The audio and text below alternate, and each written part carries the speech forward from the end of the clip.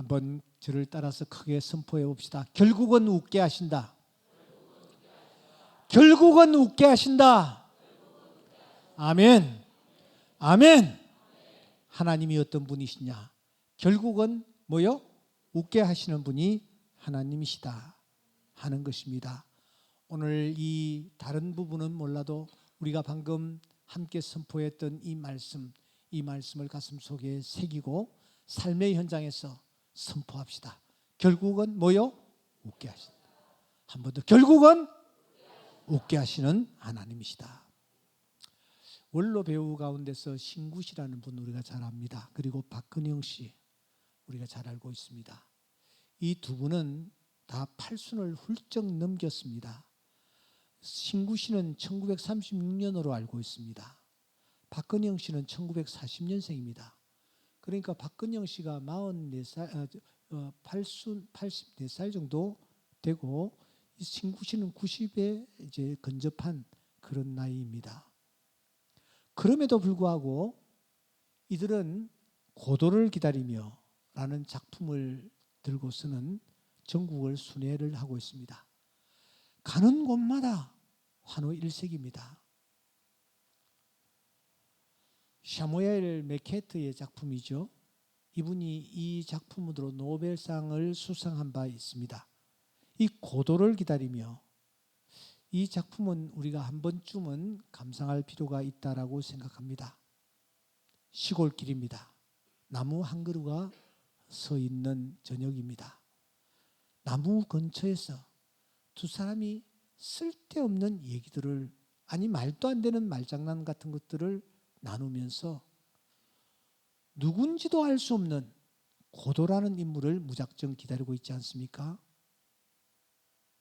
이런 저들에게 이상한 차림의 두 사나이가 또 나타납니다. 그리고 동조를 합니다. 이번에는 네 사람이 말도 안 되는 얘기를 찌끄립니다. 그리고 한 소년이 나타나서 얘기합니다. 고도가 오늘 밤에는 못 온다. 그런 얘기를 나에게 했다. 이런 말을 전합니다. 그 다음 날입니다. 같은 시간, 같은 장소죠. 역시 같은 나무 아래입니다. 하지만 그 나무를 바라보니까 나무에 잎이 한 잎 돋아나 있었습니다. 저들은 어제 했던 행동을 다시 또 되풀이합니다. 그런데 다시 소년이 등장을 합니다. 그 소년이 말하기를 고도, 당신네들이 기다리고 있는 고도가 내일 올 것이라고 전해달라고 하더군요. 이 두 사람은 고도를 만나기 위해서 내일을 또 기약하는 것입니다. 글쎄 이 작품에서 끝내 오지 않는 고도는 도대체 누구일까요? 왜 기다리는 것일까요? 그 시공간은 언제이고 어디인지 다 분명하지를 않습니다. 모든 것이 다 안개 속입니다. 끝없는 기다림과 고독, 그러면서도 희망과 구원의 간절함을 놓지 않는 그들의 모습, 만져지지도 않는, 볼 수 없는 하나님을 고대하고 있는 오늘 우리의 모습을 그리고 있는 것은 아닐까요? 신앙생활을 하면서 우리는 하나님을 기대합니다. 하나님은 우리 삶에 나타나실 것을 말입니다. 하나님이 나타나셔서 우리에게 다시 한번 새 힘 주실 것을 우리는 기대합니다. 그런데 하나님이 보이지 않습니다. 하나님이 나타나지 않습니다. 마치 고도처럼 내일 오시려나 또 기다리고 모레 오시려냐 또 기다립니다.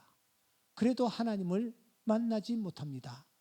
그래서 우리는 실망하고 낙심하면서 점점 늙어가고 있는 것입니다.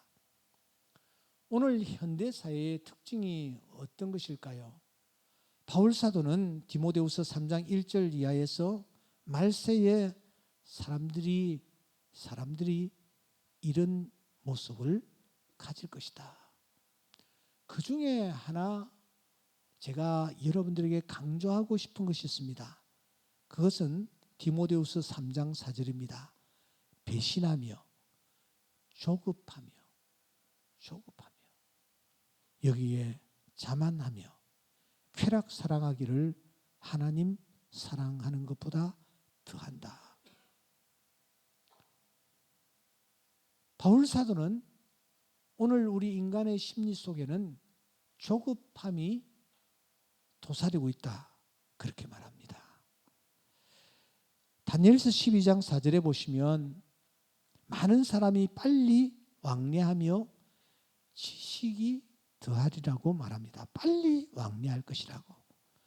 디모데후서 3장 1절 이하에 보면은 사람들이 배신하며 조급할 것이다, 그렇게 말하고 있습니다. 그러니까 오늘 사람들의 심리 속에 가장 깊게 자리 잡고 있는 것이 무엇이냐면은 조급함입니다. 이 조급함, 이것이 오늘 우리를 망치고 있으며 조급함, 이것이 우리 안에 불신을 심어주고 있는 중요한 요소가 된다라는 것입니다. 두 번째, 우리 안에 있는 중요한 심성 중에 하나가 쫓기는 것입니다.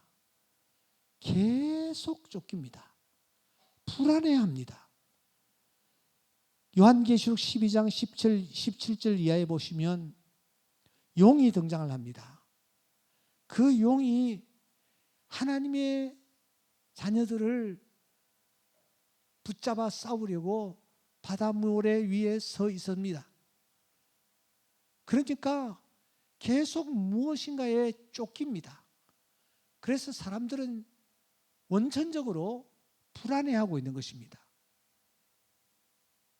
그러니까 오늘 우리 심성 속에는 무슨 일이든지 속히 그럴듯한 결과를 보고 싶어 합니다. 또 무엇인가 쫓기듯이 생활을 하고 있습니다. 불안입니다. 내일에 대한 불안 때문에 우리는 잠을 이루지 못하는 것입니다. 잠깐 자다가 눈을 뜨면은 또 짓눌리고 또 어떤 불안 속에 휩싸여서 그날 밤을 꼬박 지새우는 경우들이 있는 것입니다. 아브라함이 그러했습니다. 조급함과 쫓김이 아브라함을 휩싸고 있었습니다. 그런데 놀랍게도 아브라함의 하나님, 우리가 믿는 하나님은 결코 서두르지 않으십니다. 누구에게 쫓기지도 않으십니다. 하나님은 자신만의 속도를 가지고 계셨습니다. 하나님은 절대 불안해하지 않으십니다. 풍랑이 있는 바다 가운데 주님이 어떤 모습을 보이셨습니까? 바다에 큰 놀이 일어나 배가 물에 덮이게 되었을 때 예수님은 그 현장에서 주무시는지라. 이 예수님에게서 우리는 그 어떤 불안도 그 어떤 조급함도 발견할 수가 없는 것입니다. 이 하나님이 오늘 아브라함을 다루고 계십니다. 하나님은 아브라함에게 전생애의 청사진을 한꺼번에 확 보여주시지 않습니다. 단계적으로 하나씩 하나씩 보여주십니다. 그러면서 그 청사진을 하나씩 이루어 가시는 것을 봅니다. 하나님이 아브라함을 부르신 후에 하나님이 제일 먼저 하신 말씀이 무슨 말씀인지 아십니까? 창세기 12장 7절입니다. 내가 이 땅을 내 자손에게 주리라. 자손도 없는데 자손에게 주리라고 말씀하시는 것입니다. 세월이 흘렀습니다. 창세기 15장 4절 말씀해 보시면 그 사람이 내 상속자가 아니라 내 몸에서 날 자가 내 상속자가 되리라. 몸종을 상속자로 삼으려고 하니 하나님이 손을 내저으시면서 아니야, 내 몸에서 태어날 자가 내 상속자가 되리라. 17장 16절에서 하나님은 다시 말씀하십니다. 그가 내게 아들을 낳아주게 하며 내가 그에게 복을 주어 여러 민족의 어머니가 되게 하리니 민족의 여러 왕이 그에게서 나리라. 하나님께서 점점 계시를 더 밝히시며 구체화시켜 나가시는 것입니다. 그러다가 17장 21절에 보시면 내년 이 시기에 사라가 내게 낳을 이삭과 세우리라. 하나님이 이제 내년 이맘때에 놀라운 일이 일어날 것이라고 말씀하시는 것입니다. 18장 10절 말씀해 보시면 다시 말씀하십니다. 내년 이맘때 내가 반드시 내게로 돌아오리니 내 아내 사라에게 아들이 있으리라. 하나님은 이렇게 아브라함과 사라에게 조금씩 계시를 밝혀 나가십니다. 계시를 벗겨 나가십니다. 하나님의 뜻을 펼쳐 보이시며 이를 구체화시켜 나가시는 것입니다. 하지만 육체를 가진 아브라함, 그는 무척이나 급했습니다. 불안했습니다. 오늘 11절에 보시면 나이는 이미 많아 늙었습니다.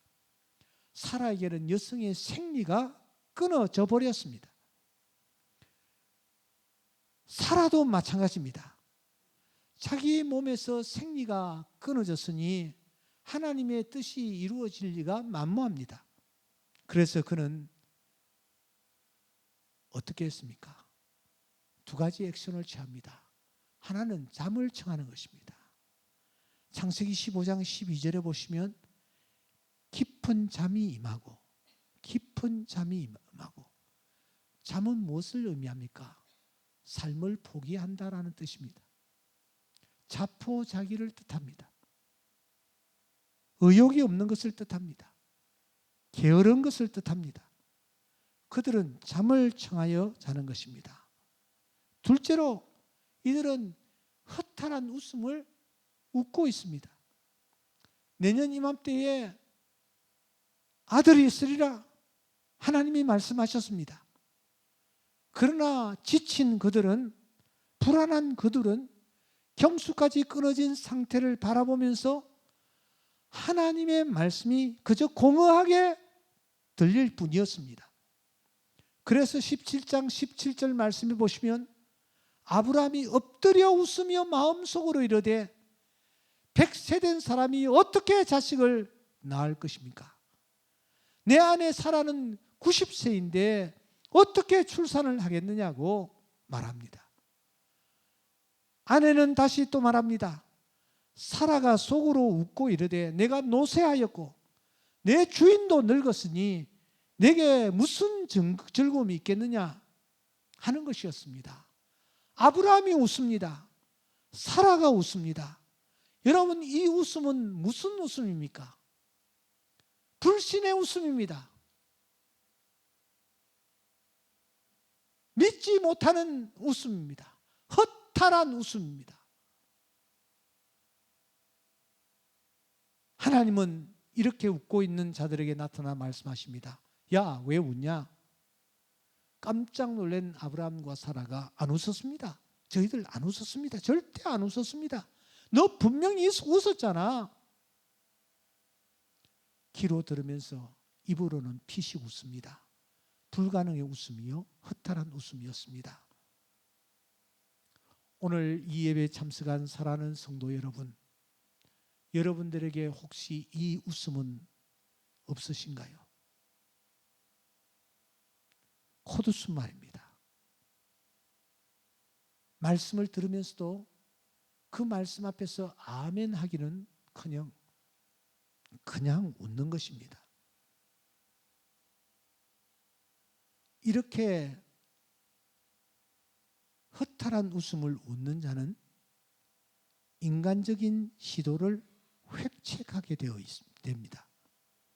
저들은 몸종을 통하여 후손을 얻으려는 시도까지 하는 것입니다. 16장 1절 이하에 보시면 사라가 하갈이라는 여인을 데려다가 남편의 침대에다가 밀어넣지 않습니까? 여기에서 우리는 오늘 우리 자신을 봅니다. 이제 지칠 대로 지쳤습니다. 모든 것이 시들고 메말라 버렸습니다. 더 이상 꽃이 피고 열매를 기대할 수가 없습니다. 지금 내가 처한 상황은 암담 그 자체입니다. 그런데 그때 이런 우리에게 하나님이 찾아오십니다. 그리고 세미한 음성으로 말씀하십니다. 너에게 이런 일이 일어날 것이다. 기다리라. 믿음으로 바라보라. 오늘 이 음성 듣고 돌아가는 귀한 밤 될 수 있기를 소원합니다. 하나님이 찾아오셔서 아브라함에게 말씀하시듯이, 하나님이 찾아오셔서 사라에게 말씀하시듯이 오늘 이 밤 분명히 우리에게 말씀하실 것입니다. 이 말씀을 듣고 돌아가는 귀한 밤 될 수 있기를 바랍니다. 왜냐고요?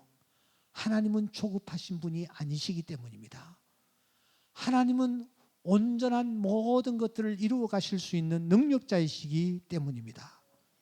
하나님은 약속하신 바를 분명히 이루어 가시는 분이십니다. 창세기 21장 1절에 보시면 말씀하신 대로 사라를 돌보셨고 말씀하신 대로 사라에게 행하셨으므로 사라가 임신하고 하나님이 말씀하신 시기가 되어 노년의 아브라함에게 아들이 태어나는 그런 놀라운 역사가 일어나게 되는 것입니다. 사라가 임신을 하고 하나님이 말씀하신 시기가 되어 노년의 아브라함에게 아들을 낳으니, 갈라디아서 4장 4절에 보시면 때가 참에 하나님이 아들을 보내셨다. 요셉이 팔려갔습니다. 갖가지 수모를 겪었습니다. 그 거대한 애굽에서 말입니다. 하지만 요셉은 묵묵히 하나님을 기대합니다. 하나님이 계시며 하나님이 역사하실 것이라는 믿음을 가지고 입술로 하나님을 찬양하며 하나님을 드러내며 그가 애굽에서 하루하루를 보내는 것입니다. 17살에 팔려갔던 그가 30살이 될 때까지 무려 13년 동안 그는 기다리고 또 기다립니다. 그때 사라는 여러분 어떤 일이 일어났습니까? 하나님께서 개입하십니다. 그리고 요셉으로 하여금 30세에 애굽의 총리 대신이 되게 하시는 것입니다. 하나님의 때, 그것이 바로 30살이었습니다. 그때까지 요셉이 참고 또 기다렸을 때에 하나님의 때에 하나님이 역사하셔서 그로 하여금 위대한 애굽의 총리 대신이 되게 해 주신 줄 믿습니다. 하나님께서 다윗도 마찬가지로 사용하십니다. 그가 목동의 자리에 있을 때에는 그가 갖가지 수모를 겪었습니다. 하지만 때가 되니 하나님께서 이 다윗을 하여금 이스라엘의 위대한 왕이 되게 하셔서 하나님의 거룩하신 뜻을 이루어가는 그런 놀라운 역사를 우리는 성경을 통해서 발견합니다. 민수기서 23장 19절을 여러분 기억하십니까? 하나님은 사람이 아니시니, 우리 다 같이 한번 읽겠습니다. 시작. 하나님은 사람이 아니시니 거짓말을 하지 않으시고 인생이 아니시니 후회가 없으시도다. 어찌 그 말씀하신 바를 행하지 않으시며 하신 말씀을 실행하지 않으시랴. 아멘. 우리 한 번만 더 읽겠습니다. 시작. 하나님은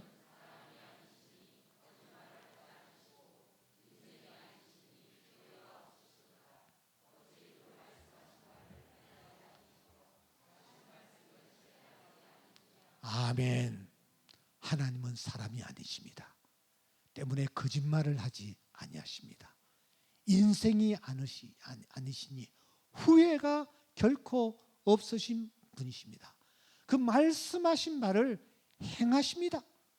하신 말씀을 실행하시는 분이십니다. 그 하나님이 성경을 통하여 우리에게 많은 약속들을 하셨습니다. 이 약속들 하나님은 분명히 이루어 가 주실 줄 믿습니다. 이번 주일이 우리 교회 창립 79주년입니다. 9주년입니다. 이 9주년을 앞에 놓고 제가 말씀을 준비하면서 지난 날들이 파로나바처럼 가곤 했습니다. 정말 암담했습니다. 정말 막막했습니다. 성경을 아무리 읽어보아도 말씀이 내 눈에 들어오지를 않았습니다. 그런데 어느 날 제가 마태복음 13장 44절의 말씀을 읽고 있는데 이 말씀이 마치 살아 움직이는 것처럼 제 눈에 확 들어오는 것입니다.